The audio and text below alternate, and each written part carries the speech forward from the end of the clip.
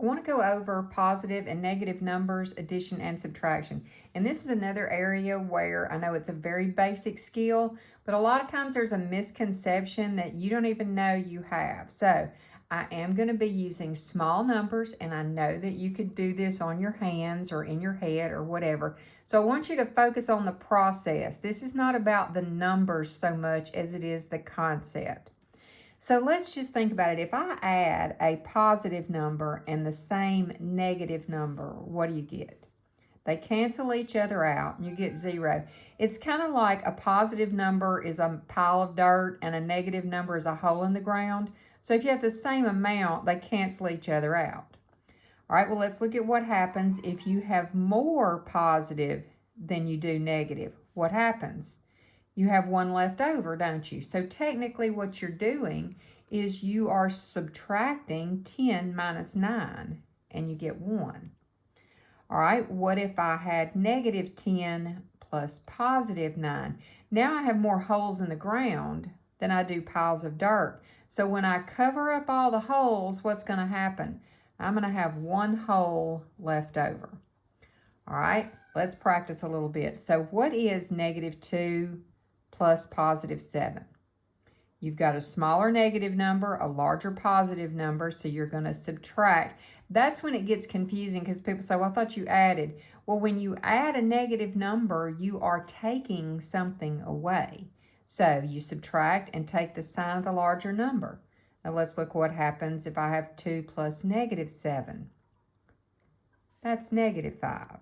All right, now let's just run through one more practice session. What if I had 3 plus 8? They're both positive, so you add and you get 11. What if I have negative 3 plus 8? Here I have one of each, so you're going to subtract and take the sign of the larger number. All right, what if I have 3 plus negative 8? Once again, you've got two different signs, so you subtract and take the sign of the larger number. So that's going to be negative 5. And then the last thing, what if both of them are negative? Well, if the signs are the same, you add and keep your sign. So that would be negative 11. All right, now let's look at what happens when we subtract. Well, if I have 9 minus 9, what do you get? 0. So positive 9, take away 9, gives you 0. All right, let's think about it this way. What if I had positive 9 plus negative 9? You still get 0, don't you? So you just concluded that a minus is the same thing as plus a negative, okay? And we're going to use that. All right, now, what's 9 minus 8?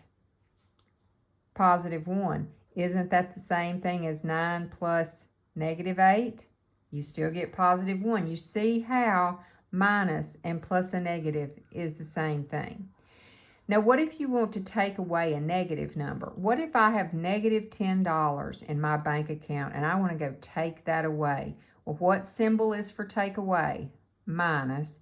What do I want to take away? I want to take away that negative 10. So if you have a negative and you take away a negative, you get 0. Wasn't that the same thing as if we said plus positive 10? Yes. So taking away a negative is the same thing as adding a positive. And you can always use this little trick. If you have a minus, you can always change that to plus a negative. If you have minus a negative, you can always change that to plus a positive. So let's just practice some. If you've got 10 minus 6, straight subtraction, you're going to get 4. And just remember, this was the same thing as if you said 10 plus negative 6. You still would get 4. All right, what about negative 10 minus 6? If you're already 10 in the hole and you take away another 6, what do you get?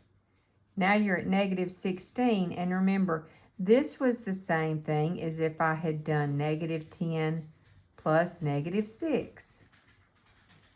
All right, now let's look at what if I had 10, positive 10 minus negative 6. Well, if I've got 10 and I take away negative 6, you could change these to plus a positive because you're not taking away 6, you're taking away negative 6. That means you are increasing. All right, what if I had negative 10 minus negative 6? Once again, if you change this, you don't change the first number. Sometimes they'll say keep, change, change. Do you remember saying that? So you keep the sign of your first number just like it is, and then you change and you change. So now you have negative 10 plus 6, which is negative 4. Okay, I'm thinking about making some worksheets on these. Would those be of interest to y'all if you could have a worksheet to practice these? So let me know.